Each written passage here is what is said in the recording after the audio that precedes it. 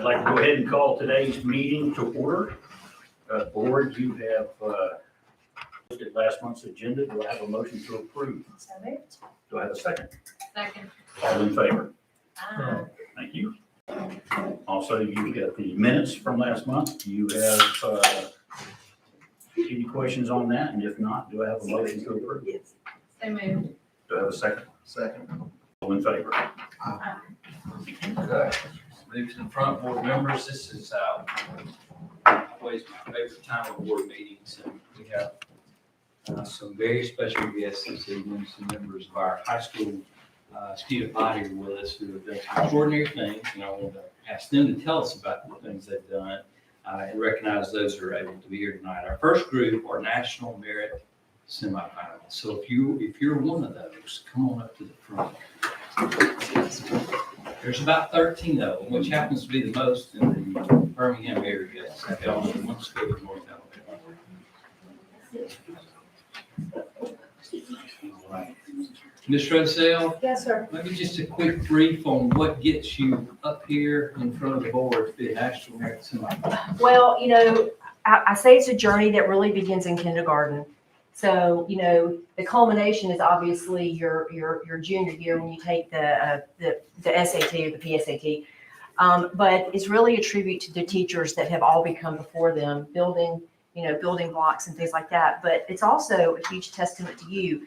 And the fact that you said that, it's one of the highest numbers in the area, boy, you talk about commendable to have held on to your academics in a year last year when you could have really slacked up and it would have been easy to fall behind, but you persevered, you carried through, and I could not be prouder of this group.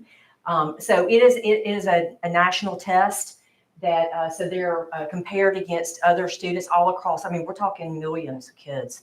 And so they have to have scored in a certain percentage rank to earn that specific standing. And I will tell you, the door is unlimited now. Colleges are probably knocking their emails, blowing their emails up because the academic piece of this is very enticing to colleges who want this kind of scholarship and they want this kind of work ethic and perseverance toward academic study. So congratulations, your faculty and staff could not be prouder, as the whole community. Yeah, so you did this last year. Need we say more? And they, I believe it's PSAT, Yes, it's qualified. So it's around this time every year. So you're one of 16,000 students. High schools will be high school seniors at National Merit Semifinalists. That represents less than 1% of high school seniors in America. It's a very prestigious group. Very proud to even be standing up here with you because I certainly don't belong. I want you to introduce yourself, okay? And if you would like to, if you're willing to share what your plans are when you graduate Vestavia High School, and as you're doing that, I want to hand you a token of appreciation for the hard work you've done. Okay, you start us off. Hi, my name is Ronnie Brady. Obviously, plans are to go to college, hopefully, and not sure where I want to attend right now, but I'm working on applications. I completed an application to UNC Chapel Hill a couple weeks ago. That's one of my top choices. Do you have a major in mind? I want to major in international relations, and I'm also interested in journalism or something English, so That's great. thank you. My name is Sathan Patel. I'm also looking to go to college. My major will be business. I want to get an MBA, and I guess my top choice is also North Carolina Chapel Hill. All right. My name is Ethan Wiley, and I'm looking at majoring in aerospace engineering, and I'm probably going to go to the University of Alabama at Huntsville. All right. Let's go. Aerospace. My name is John Paul Pierre. My plan is to go to college. I'm not sure where yet. My top choices are Vanderbilt and University of Colorado at Boulder. I plan to major in astrophysics and get my PhD. Okay. Awesome. My name is Christina Sorochinsky, and I also plan to go to college and major in either mechanical engineering or maybe aerospace engineering, and maybe do like a minor in German or something like that. STEM, alive and well in this group. Ms. Weaver, you be please. My name is John Hom, and I plan to major in criminal justice or aviation, and my top pick is UC Berkeley. All right. My name is Kate Kramer. I am planning on majoring in chemical engineering with potentially a minor in English. and my top choices are Northwestern and Vanderbilt. Hi, I'm Caitlin Holt, and I am planning on double majoring in acting and journalism. And my top 2 choices right now are Northwestern or Oklahoma. Hi, I'm Jonathan Wilson. I plan on attending Auburn. I'll probably major in biomedical science, pre-med, and that's good. Not much there. Um, Well, a show of appreciation, please.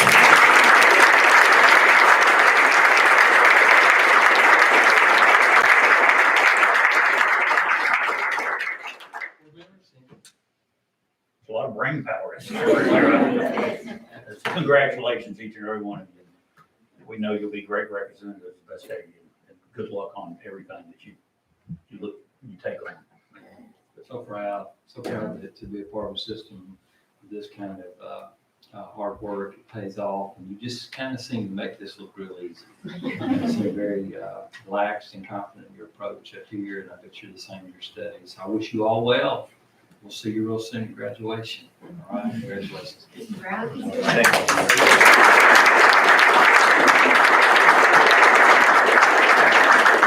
All right, Nathaniel Bath and his cohorts are going to join me up here for a Habitat for Humanity presentation. Thank you guys, Karen, thanks as well. Nathaniel Bass is sort of like an employee with our school system. He's employee ex officio, sort of. Works in our office each day as an intern with McGee.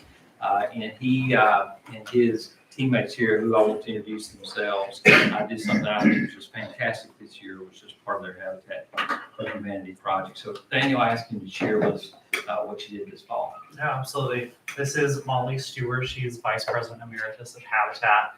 And this is Rebecca Berry. She's our current president. So this last year, we introduced Love Your Neighbor Week to the community. It was our club's response to COVID. Just in a world that was changing so much, we knew that if we could provide one thing of stability, and that being loving your neighbor, that would be an exceptional thing for our community. So we put our brains together and put together a set of events last year that would just encourage the community members to love one another, be kind to one another, and support one another.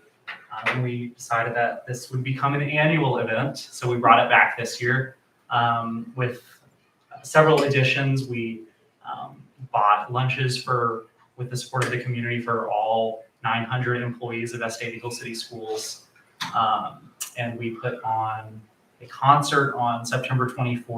Where we welcomed about 600 community members and students to Walsh Park, and just had student bands and food trucks. And all of it supported Habitat. In total, Love Your Neighbor Week this year raised us $15,000. And that puts us well over our goal with homecoming this past Saturday, which raised us $22,000. So our goal is $25,000 each year, and we are well over that. And that is only possible because of the generosity of our community. And that wouldn't be possible without the unparalleled support of Vestavia Hills. And we're really just encouraged by our community's response and the fact that, you don't have to financially support us for you to love your neighbor. It's about more than raising money. It's about community building and really just supporting one another. So we were really encouraged by the community's response to it. And we're really grateful that it's becoming just a consistent part of the culture at the high school and in our communities, just loving your neighbor. So this fall, Loving Your Neighbor meant something different and special for our employees. So tell everybody what you did with that. Yeah, we just, last year we had the idea, we provided some gift cards to first responders in Vestavia. But this year we decided to take that to the next level. And we reached out to the community and just asked if anyone would be interested in purchasing Chick-fil-A boxed lunches for our teachers. And within 2 weeks, we had raised $6,000. And that was entirely crowdfunded. Our average donation was $8, which was just incredible for us because it wasn't a corporate sponsor coming in and buying all of our teachers' lunches. It was community members that were really interested in showing love to our teachers. So September 24th, we were able to buy all of our employees a boxed lunch, no matter what your status as an employee is. You're a teacher, you're a custodian, you're an administrator. Everyone got a boxed lunch. And we were really so humbled by the community's willingness. I mean, we had over 150 individual donations. So we absolutely it is so encouraging for us knowing that our community is listening to what we're doing. And it means the world. You heard him say something about unparalleled community support. It's already brainwashing. Plan. But one of the things we often say is that that's a two-way street. Community support it takes both giving and receiving, and it's not always about taking or receiving. And giving back is something that students at Vestavia High School, all our students, do really well through philanthropic efforts, and this is one great example of that. I said to the principals earlier this year, I heard a great definition of character one morning on the radio, and it was the gentleman who defined it as the sum of your habits. And we talk a lot about character in our schools and what that means, and modeling character is some of our habits. And I tell you what, if we could love our neighbors genuinely this way, the world will be a better place. You guys, you help us grow. You add value to the community. You're great examples for all of us in the communities. This is a great effort. I'm so thrilled to make sure you get recognized for it. Well done. Congratulations.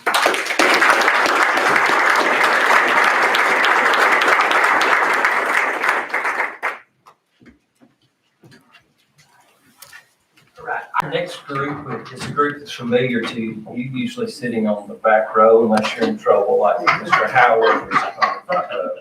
Our principals are often recognized every year. In fact, I think in October is National Principal Recognition Month. And we have 9 principals who I think are just the best of the best.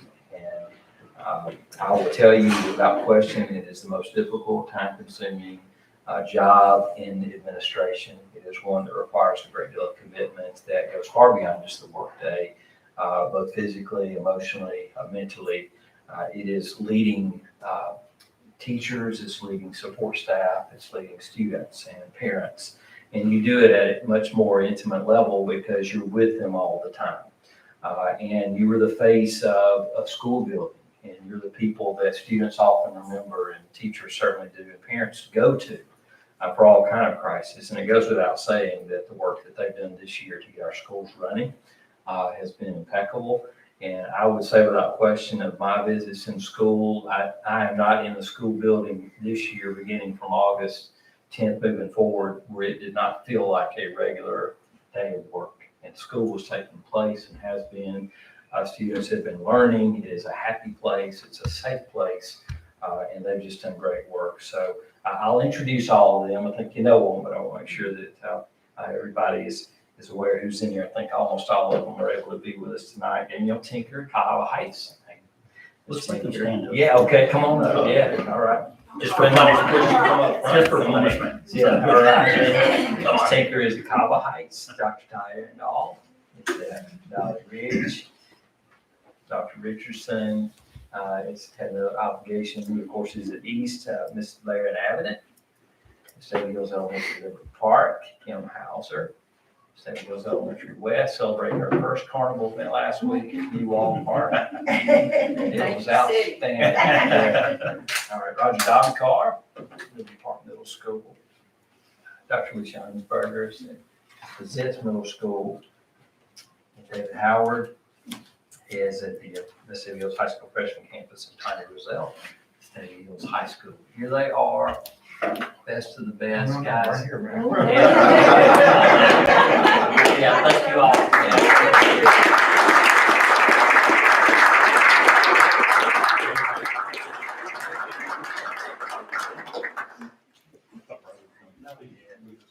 Maybe we'll get a photo with them before we finish up this. Yeah. All right, thank you guys. appreciate that. All right, moving on to item 5, I recommend the board approve consent items for disposal of property and overnight field trips from Vestavia Hills High School. You've heard the superintendent's recommendation for disposal of property and overnight in-state field trips. Do I have a motion to approve? So moved. Do I have a second? Second. All in favor? Aye. So moved. Financial statement, Ms. Gray. Good afternoon, board members. I provided the September 2021 financial statements and check register for your review. As of September 2021, the last month of our fiscal year, we have collected 99% of our budgeted ad valorem tax revenues compared to 101% that we had received this time last year. Although our collections are a little behind compared to last year, the budget was increased by almost $3 billion over last year as well, so the benchmark was higher. We ended the year with receipts of $45.36 million, which is equal to $1.765 million more than last year's receipts. Our total expenditures in the general fund as of September 30 were 103.6% of the budget compared to 107.9% last year.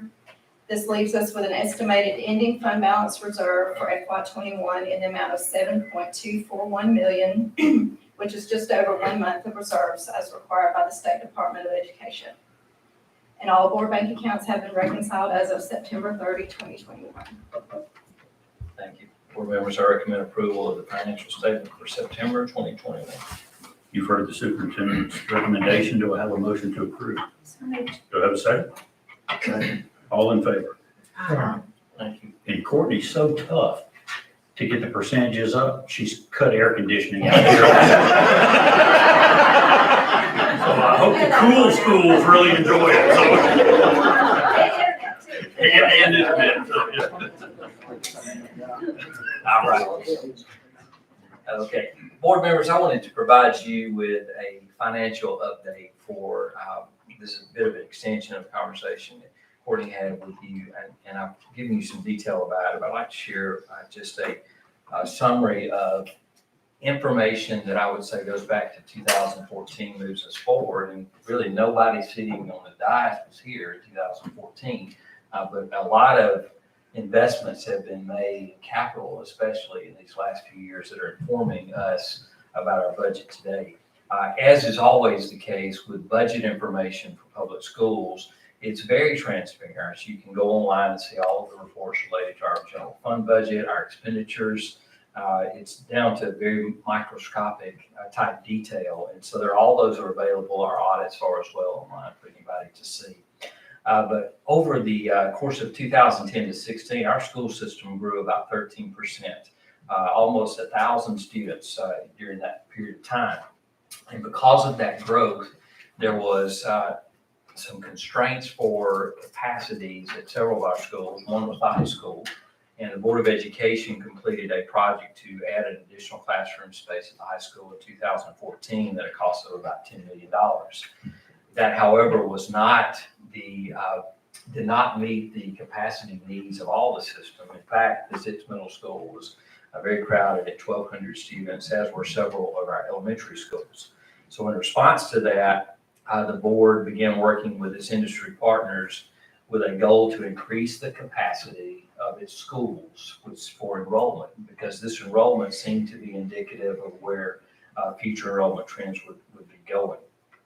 So generally speaking, when a school reaches 80% capacity, that's a good time to begin looking at some facility expansion. And we were above 80% as a district at that time. So it was a wise time to look at this. And this is a key driver when you're making decisions in terms of construction and capital needs. So what really spurred the project quickly was in 2016, the summer of 2016, when the board, in partnership with the city of Vestavia Hills, purchased Berry High School at a cost of $11 million from Hoover City Schools. And at that point, there began to be a series of meetings and conversations with the board and community to determine how to best configure the grades.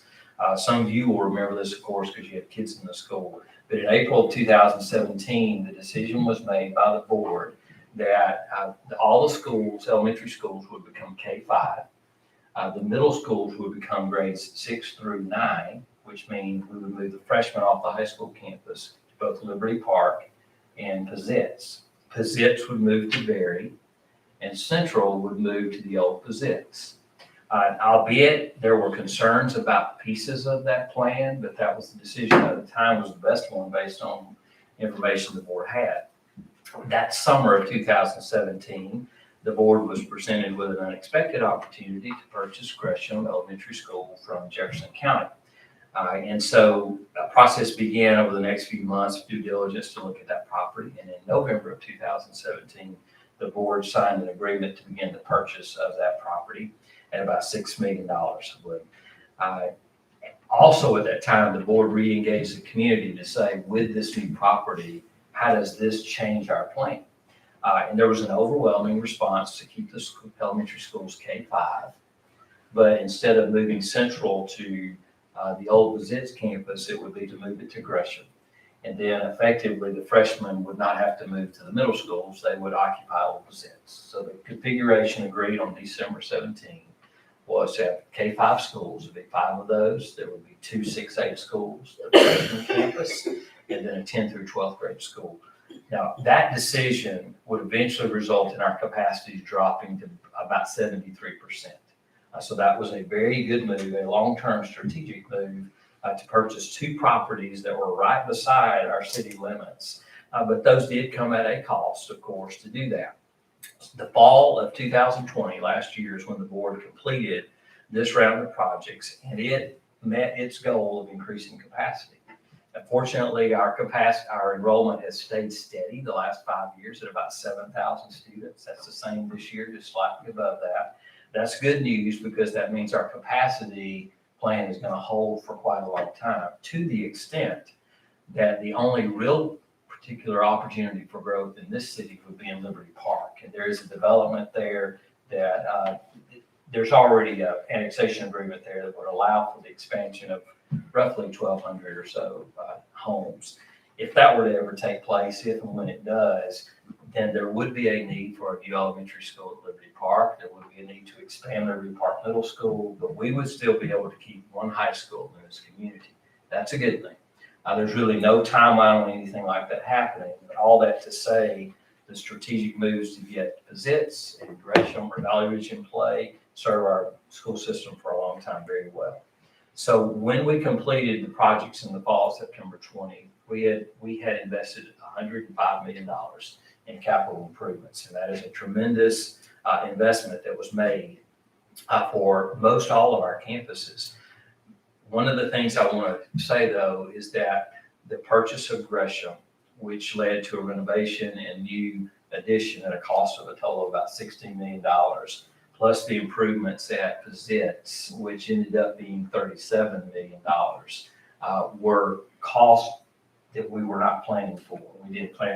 We did not anticipate the significant increase in cost once we started renovation at Pizzitz, and we weren't planning for the Gresham campus.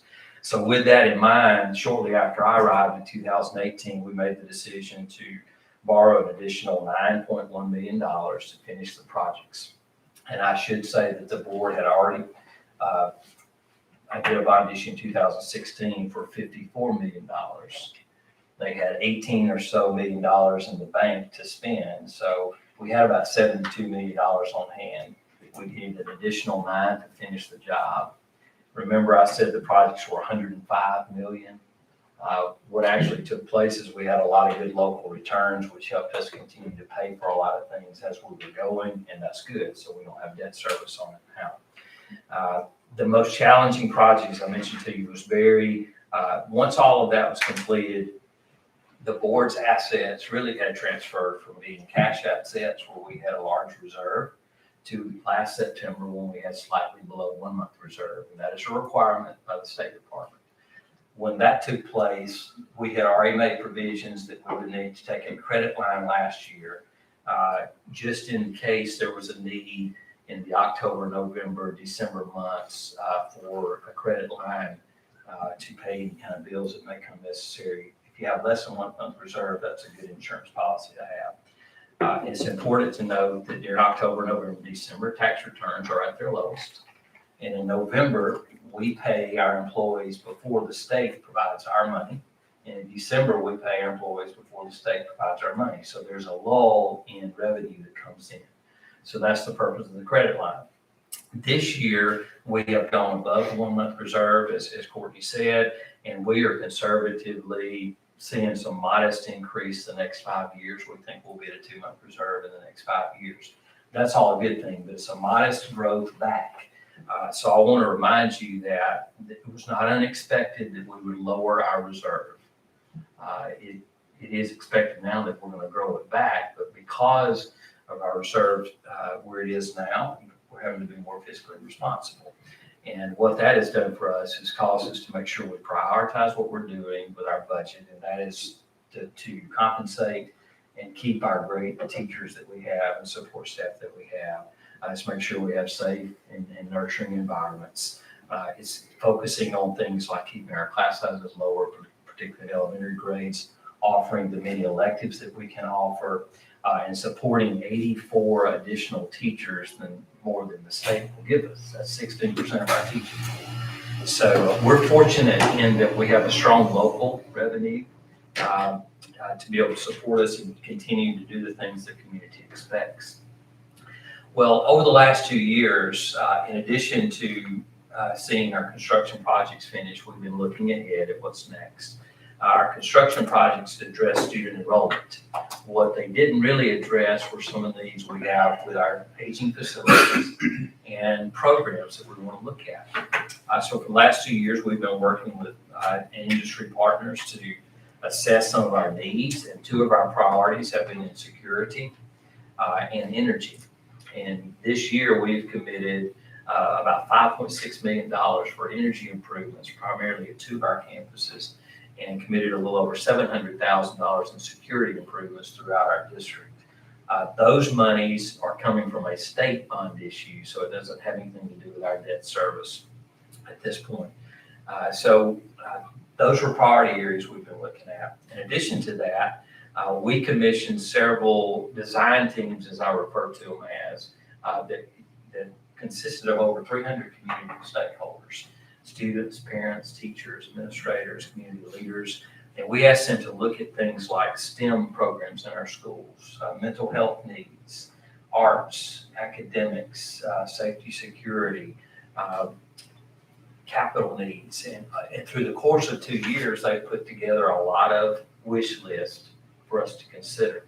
But that work really culminated in the spring when we commissioned 22 local stakeholders, which were parents and community leaders with financial expertise, and gave them our books and said, take a look at our budgets, look at our expenditures and see what we're doing.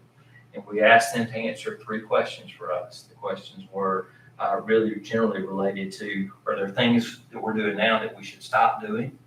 Or are there things we should consider doing? Or are there other ideas or innovative thoughts we ought to give to the future?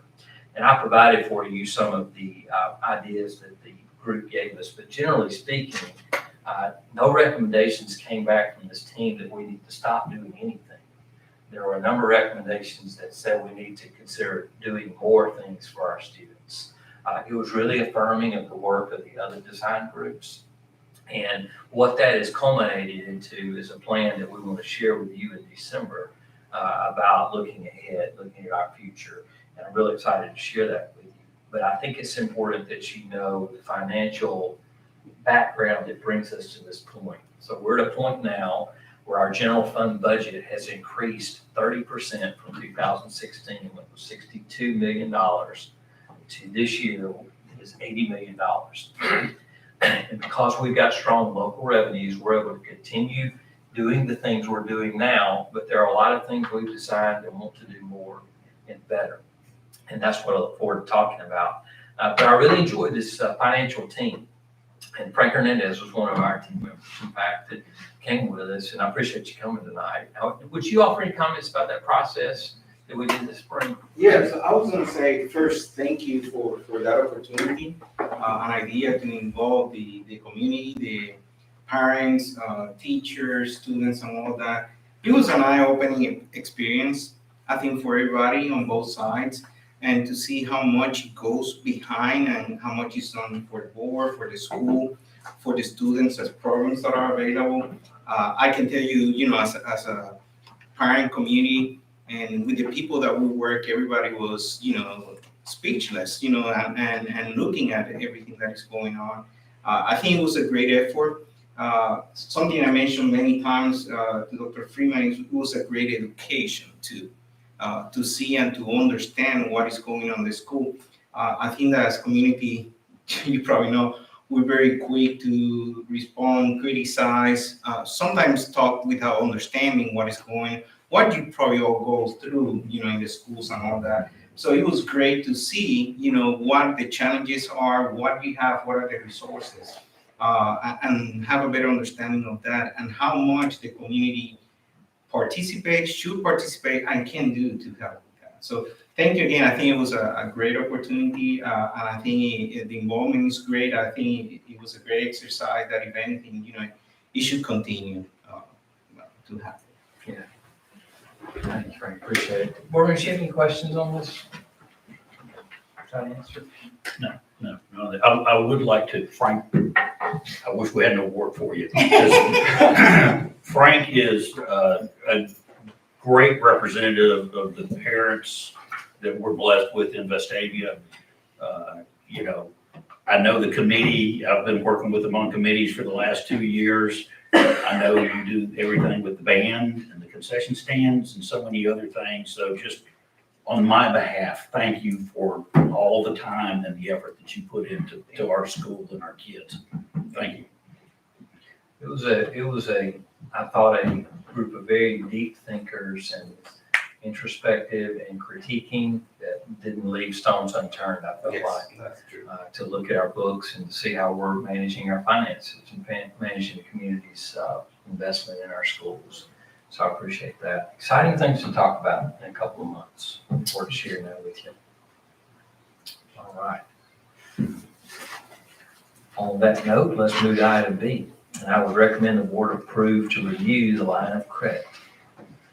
Board, you've heard the superintendent's recommendation for renewal of the line of credit. Do I have a motion to approve? So moved. Do I have a second? Second. All in favor? Aye. Thank you. Item C, I recommend the board approve the bid for strength conditioning equipment. Board, you've heard the superintendent's recommendation for approval for bid of strength conditioning equipment. Do I have a motion to approve? So moved. Do I have a second? Second. All in favor? Aye. Thank you. Item 8, I recommend the board approve personnel actions as submitted. Board, you've heard the superintendent's recommendation for personnel actions. Do I have a motion to approve? So moved. A second? Second. All in favor? Thank you. Board members, beginning this past year, we started taking the ACAP assessment, which is the state required assessment. And I wanted Dr. Rainey to review with you some of those results. Today, just consider this, here's what the data say. And next month, we'll consider now what. And it'll be more of an extensive conversation with you in next month's report about things that we're doing as a result of it, or response to it, or to supplement this work. So Dr. Rainey, thank you. Okay, I'm going to take about 5 or 10 minutes to go over our scores here, and in the spirit of celebrating our administrators and our teachers and our students, I'm excited to come before you tonight to show you what our ACAP scores were. So the ACAP stands for the Alabama Comprehensive Assessment Program, and it's a summative test administered in grades 2 through 8 in English language arts and mathematics, and it's administered in grades 4, 6, and 8 in science. And so the ACAP measures the Alabama Course of Study Standards, making it a criterion referenced assessment. And so we will be looking at the performance level descriptors. I think it's important for you to know what each one of these levels mean. We also sent home parent reports this month when we had our parent-teacher conferences, and when our report cards went home, we sent individual student scores home with parents. And I also wanted to thank Dr. Chris Pennington, who has been meeting with our school administrators, really digging through this information, because although we're going to talk about what the scores were tonight and celebrate our teachers who have prepared our students so well, and our students for performing so well, The magic happens when we take this information and we go back, and it's what we do with it that really makes the difference. And so you'll notice it's color coded for levels 1, 2, 3, and 4. Tonight, you're going to see a lot of blue and purple that we want to celebrate. Our students did very well. So level 1 means there was a minimal understanding of grade level standards. Level 2, there was a partial understanding of grade level standards. 3, a strong understanding, and level 4 is an advanced understanding. So we'll start with science, and I think it's important to see where our students compared to the state. So again, with science, we have, when you look at where the state scored, 32% of students scored in levels 3 and 4, which means they were proficient on grade level standards, as compared to 72% in Vestavia. So we are very happy to celebrate our students' high scores on the science assessment. And so this is just a quick visual for you to see the district overview in science, and you can see that all of our schools scored similarly on the science assessment. Then I wanted to show our 4th grade scores. If you will look, we had 549 students tested, and 9 students scored in level 1 in Vestavia. And so when we look at our 4th grade, you can see again, our schools are very comparable on how they scored. Now we'll look at our middle school science scores. We had 1,597 students tested, and 18 students scored in level 1. And so you can just see there the large area of blue and purple. So we are very proud of our students. You can see 6th grade here at the 2 middle schools, Liberty Park Middle and Pizzitz Middle. And you will see this trend as we go through when we look at our middle schools. It's really quite phenomenal how closely they scored. We look at our 8th grade scores. I had to show you on this slide, I didn't do it for everyone, but 39% of the state scored proficient in 8th grade science, and 84% of our 8th graders scored in those top 2 levels, which is really quite phenomenal. So I was very, very proud of our students. So I had to show that here for our 8th grade students. Now we'll move on to math. When we look at our comparison with the state, 24% of students statewide scored in levels 3 and 4, compared to 64% in Vestavia. So we tested 3,766 students in math. That's 2nd through 8th graders. This is, our larger groups to be tested, of course, are math and ELA, English Language Arts. And so I think that's very, very good compared to the state. You can look at our math overview when we look at all of our schools side by side. Again, very, very comparable, very proud of our schools. Now we'll look at the elementary math grades. We'll pull those out, and you can see very closely aligned. And then we look at our middle school grades in math. When we look at our middle schools, and like I said with science, I want you really to notice with our 2 middle schools how closely aligned they are. If you will look at Liberty Park Middle School from the bottom, we'll go to the top 6%, 36%, 41%, 17%. And then you look at Pizzitz, 5%, 32%, 41%, and 21%. They scored so similar that we are very proud of the work that our middle schools have done to align and really plan and do pacing together. And so we're proud of that work.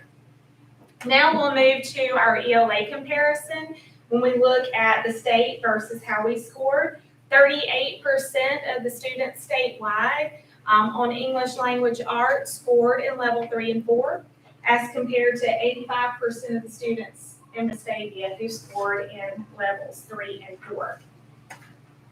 We'll look at our district overview. Again, you see the same thing. So much blue and purple there on the screen. Our students really demonstrated that they understand our state standards. When we pull the elementary grades out, you can see 43% statewide, 79% of Vestavia. Then we'll look at the middle school, 48% statewide, 85% for Vestavia.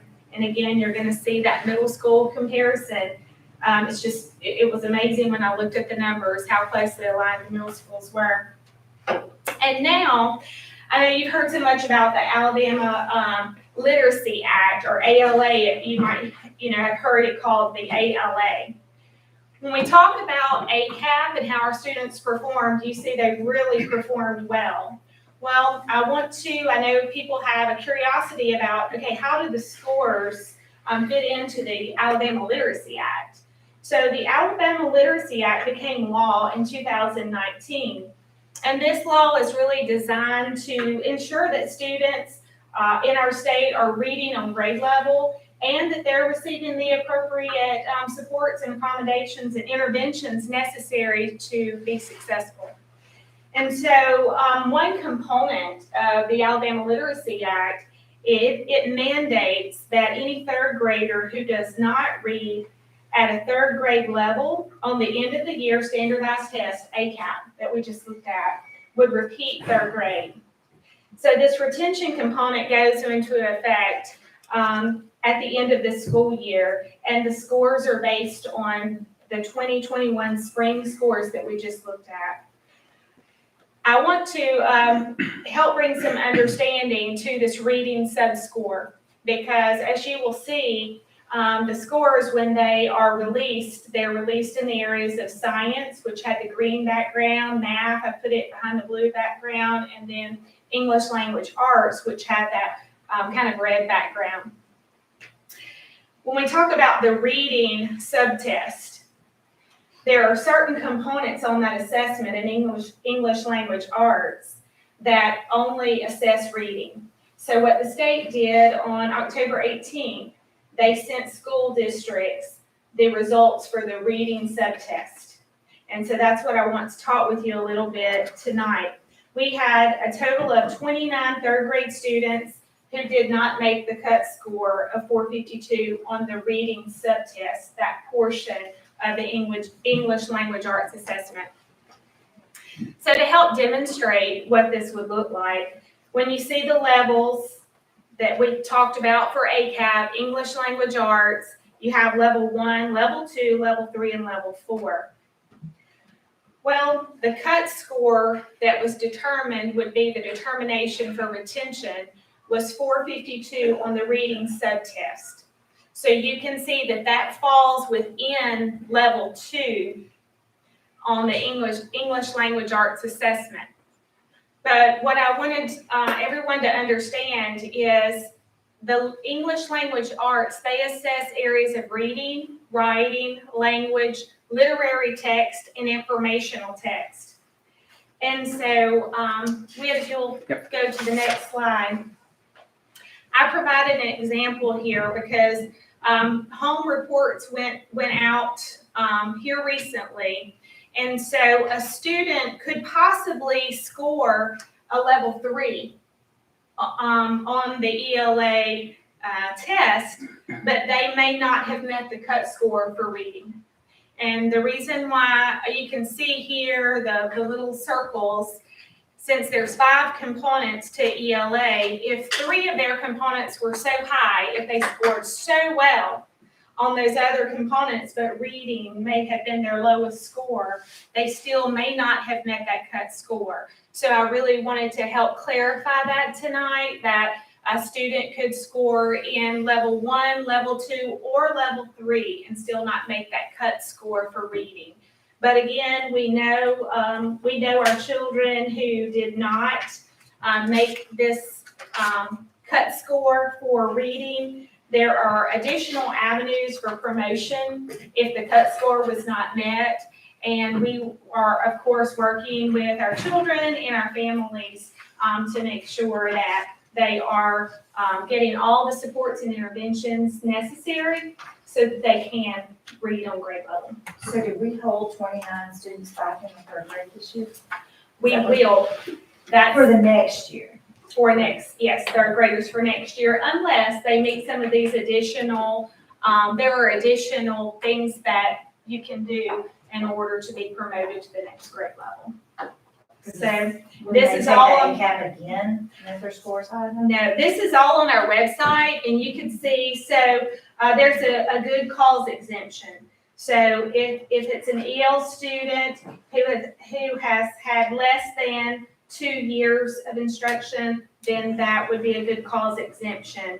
A student on an IEP where the IEP said there was non-participation, then that student would be promoted. So there's a number of things that we look at. If they did not meet the cut score, now what? Okay, there are these other additional components that we look at to determine if they're eligible for promotion. But these 29 current third graders. 29 current third So they Tested graders. as second graders. That's correct. At the end, okay.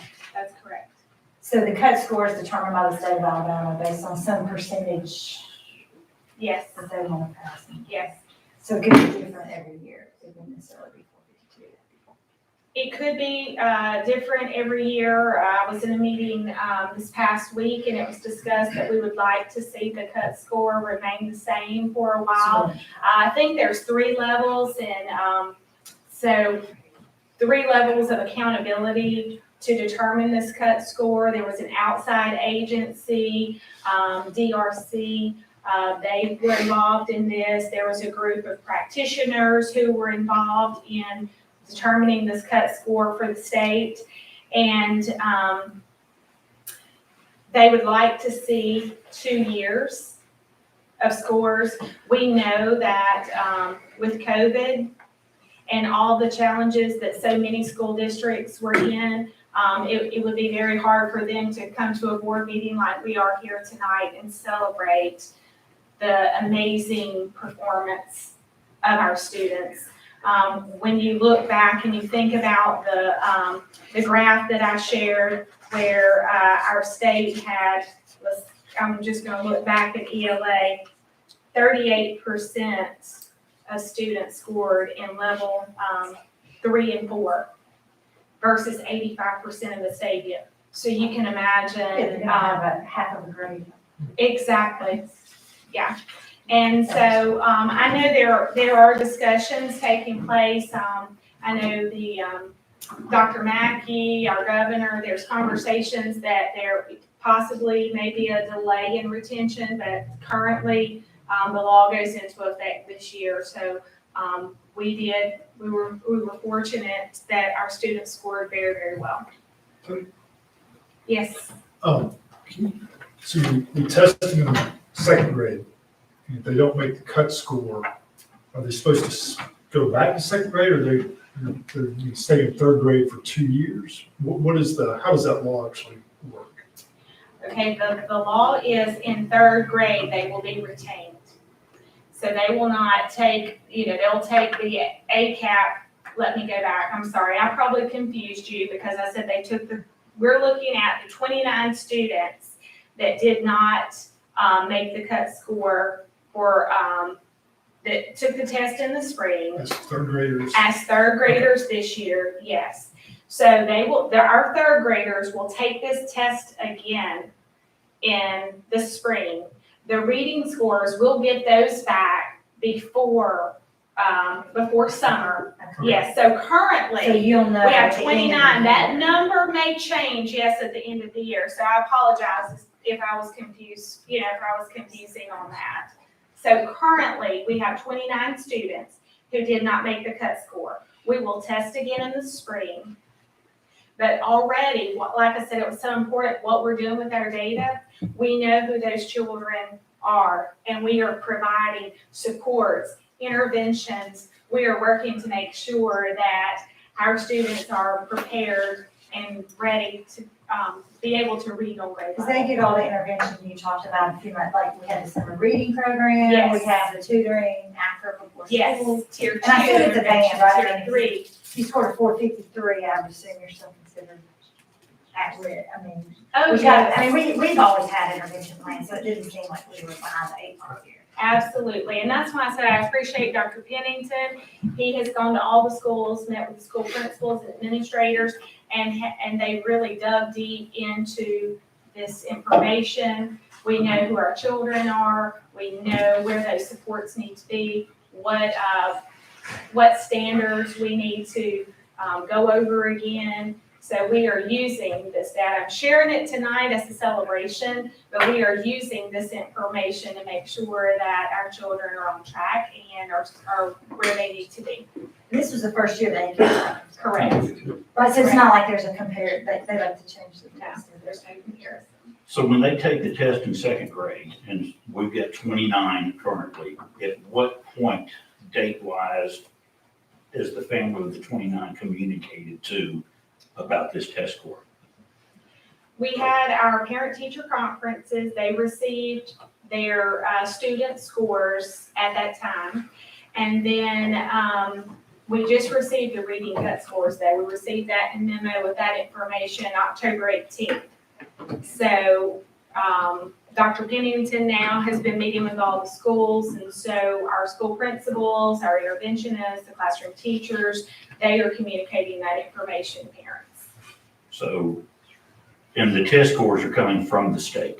Correct. So the third graders are going through a quarter of the year before their parents are being told your child possibly will have to be retained in third grade. No, they received, in October, parents received the individual student report for how they performed on the ACAP. So you would know if your child needed further help or support already this first 9 weeks. But we won't know until the end of the year when we take the ACAP again.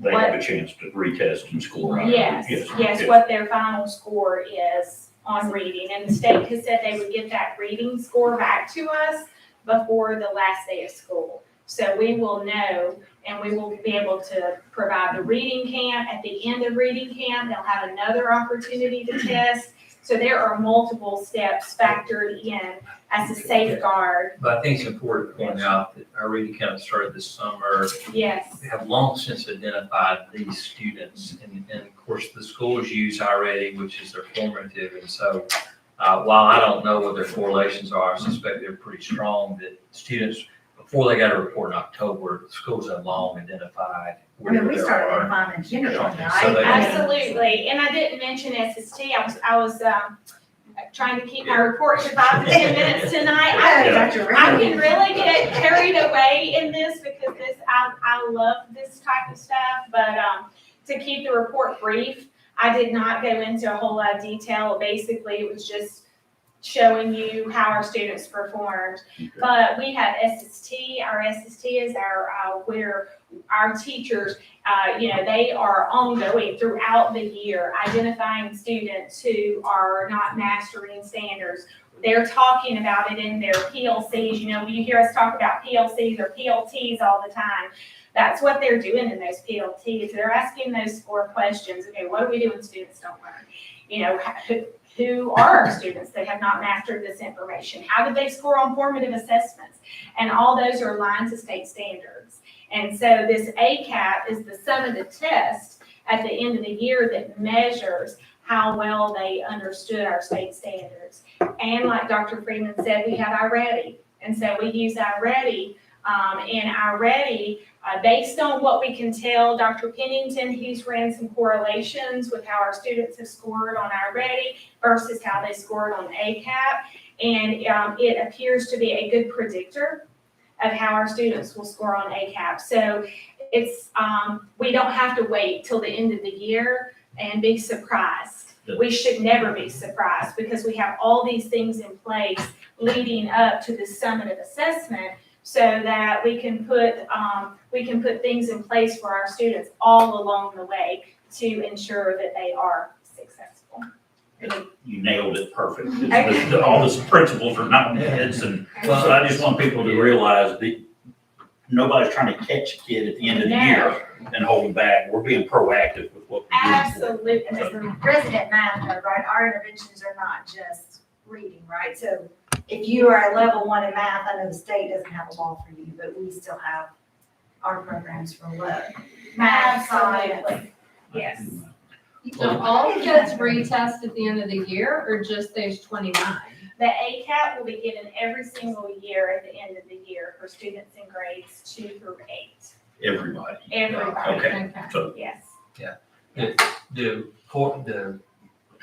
Where it gets a little confusing is that the literacy law is attached to ACAP scores now to the reading piece. And so they were separate, but they had to use some kind of measure to make that law work for retention, so ACAP gets it. I think November, I mentioned to you, I really would like for you to get the, so what is going on, what goes on in the classrooms, what does the PLC look like? What do we do with intervention? What do we do with acceleration? Anything like that. And if there are things that you would want to hear about Ready next month about this, about the use of the data, or things related to instruction, let me know and we'll include that in the report. This particular report, though, we'll get a copy for you and just load it on the board that way you can see it. And actually take a look at all the data. So. And I know this was a report to celebrate, and I don't want to skip over that. I mean, no question, coming off the year we had with brand new tests, 16% of our kids virtual, these scores are outstanding. And that speaks to our kids, our families, our faculty, our principals, all the way down, because last year would not have been. And I've seen all the articles, Alabama's at the bottom, but we are obviously not, which is why we pay for additional teachers and all of these types of things, so that our kids, even in an off year, in a strange year, can still score and test well and continue to learn. And I think all of us have seen that with our own kids and with the communities and the schools, that our kids have continued to learn every day for the last 18 months. Thank you. It's proactive, it's good. So I'd be a 57-year-old third grader still. Yeah, I mean, there are some schools that are really gonna. This is good. Thank you. And finally, we'll end tonight, not on the ACAP, but I'm sure you've heard a lot about Power School. And so I wanted to share with you this tool tonight. It's the Parent Portal app, and it's available for parents who have children in grades 6 through 12. And I know for me as a mom, it was a game changer, and I'm excited to share it with you tonight. I don't know that Mark Rainey is so happy for me to share it, because I did take screenshots from my phone so that I could show you what this looks like. So on your phone, if you have logged in and you have signed up and registered with Power School on your computer, you can download the app, and on your phone, quickly, you just click the app and it pulls up. You don't even have to log in. Once you've logged in on your computer, it will pull your child's dashboard up. So you can see, so the one you see for the first 9 weeks, it gives the percentages because we've ended the first 9 weeks. So if you look at the first 9 weeks on your phone, you can see what the grades were for the first 9 weeks. You can see now we're in the current 9 weeks. So it doesn't have a percentage in all the classes because Mark hasn't received grades in all of his classes yet. So it just has those classes where he's received grades. It also has attendance. And so you can look and see what your child's attendance looks like. And then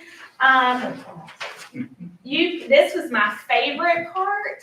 I know students, it's probably not their favorite part, but as parents, I know this will be your favorite part. So many times when you go to check your child out of school, you're not sure what classes they might have. So when you're trying to make a doctor's appointment or a dentist appointment, and you think, okay, honors chemistry is probably not the class that I need to pull them from. So I wonder when they have honors chemistry. You can just look right on your phone and you can see that, oh, they have it third period. And you can even click on it and it will tell you what time the bell rings, what time they're dismissed from that class. So you can plan when you want to schedule an appointment or what time you want to be at the school to pick them up. And then the best part of all when you click on that class, it pulls up another screen and it has the teacher's name there and this little, I've circled it in red, it looks like a little mailbox. You can click that and immediately it pulls up a screen where you can email their teacher if you have a question or something that you need to share with their teacher. So the Power School Parent Portal app is a fabulous tool, and if you didn't know about it, help us spread the word because it's really nice and convenient for parents.